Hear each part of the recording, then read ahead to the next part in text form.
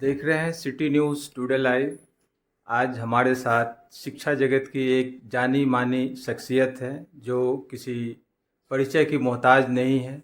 कई सारे स्कूलों में इन्होंने अपनी सेवाएं दी हैं। कई दशक से ये शिक्षा के क्षेत्र में हैं और इन्होंने इस क्रम में नए नए आयाम गढ़े हैं, जिसमें ये ताज़ा नमूना आप देख सकते हैं। इन्होंने बुक भी लिखा है जो वर्ल्ड वाइड बहुत ही पॉपुलर हुआ है।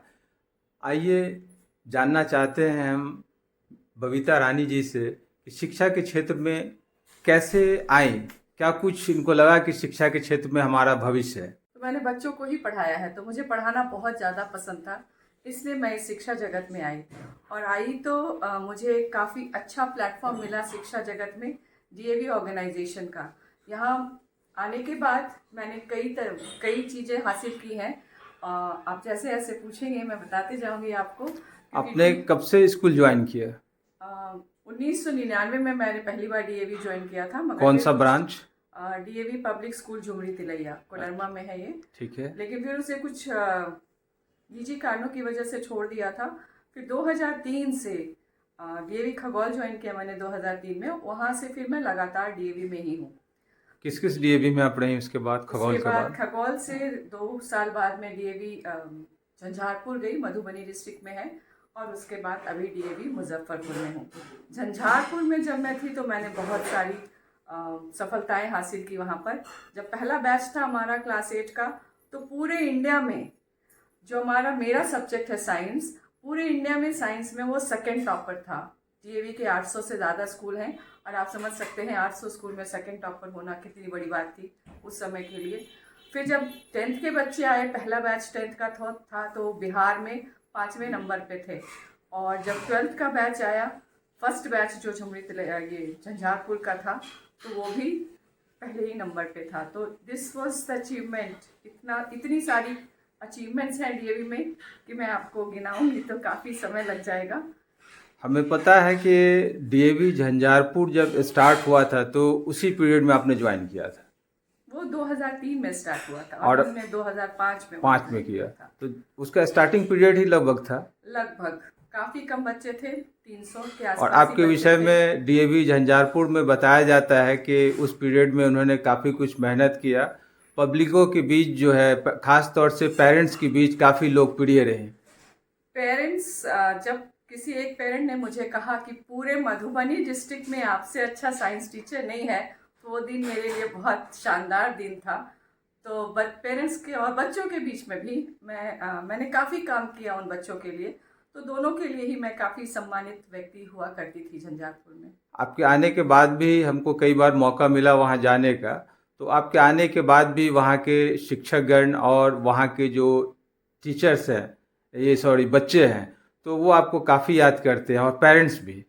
बिल्कुल। मैंने मैंने डीएवी एक्चुअली छोड़ दिया है, लेकिन छोड़ने से पहले उस जगह से इतना लगाव था कि मैं एक बार अभी 4-5 दिन पहले ही मिलने गई थी बच्चों से। और उस दिन संजोग से पेरेंट टीचर्स मीट था, तो काफ़ी सारे पेरेंट्स से भी मुलाकात हुई।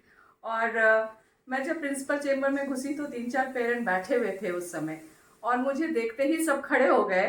वो भी एक मेरे लिए मौका था, जबकि मुझे लगा कि आज भी इतने सालों बाद भी ये मुझे वही सम्मान दे रहे हैं जो 5-7 साल पहले दिया करते थे। तो काफ़ी अच्छा लगता है जब ऐसा सम्मान मिलता है। तो एक कोविड के दौरान मेरे विद्यालय के 8 बच्चों के पिता की मौत हो गई थी, और चूंकि मैं उस पीड़ा से गुजर रही थी तो मुझे लगा कि मुझे इन बच्चों की मदद करनी चाहिए। और मैंने 6 बच्चों की पढ़ाई की जिम्मेदारी ली थी उस साल, +2 तक के लिए। उनमें से 4 बच्चे तो पढ़ के जा चुके हैं, 2 अभी भी बच रहे हैं, विद्यालय में पढ़ रहे हैं। और जब आप किसी की मदद करना चाहते हो तो कोई ना कोई जरिया मिल ही जाता है आपको मदद पहुंचाने वाला। मैंने अपने फ्रेंड से बात की, अपने पुराने स्टूडेंट से बात की, और हर किसी ने बिना एक बार कुछ भी पूछे मदद करने के लिए हाँ कह दी थी। तो आप अगर मदद करना चाहते हो तो आपको कहीं ना कहीं से जरिया मिलेगा ही मिलेगा। तो आप जितनी मदद करोगे, लोग आपकी उतनी अधिक मदद करेंगे। आप जितना दोगे आपको उससे हमेशा ज़्यादा ही मिलेगा। कोशिश कीजिए, हमेशा दीजिए।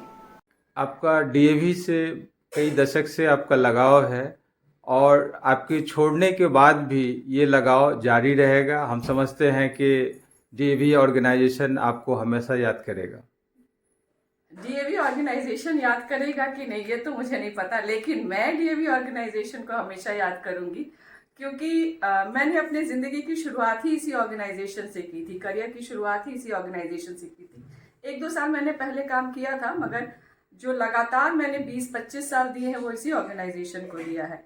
तो मैं इसे हमेशा याद रखूंगी। मेरी जितनी भी उपलब्धियां हैं अभी तक, वो सब इसी ऑर्गेनाइजेशन में रहते हुए हैं। अब आगे जो होंगी वो अलग बात है, मगर अभी तक की जितनी उपलब्धियां हैं, मैंने 2 किताबें लिखी, इसी ऑर्गेनाइजेशन में रहते हुए ही लिखी हैं। मुझे इंटरनेशनल अवार्ड मिला, वो इसी ऑर्गेनाइजेशन में रहते हुए मिला।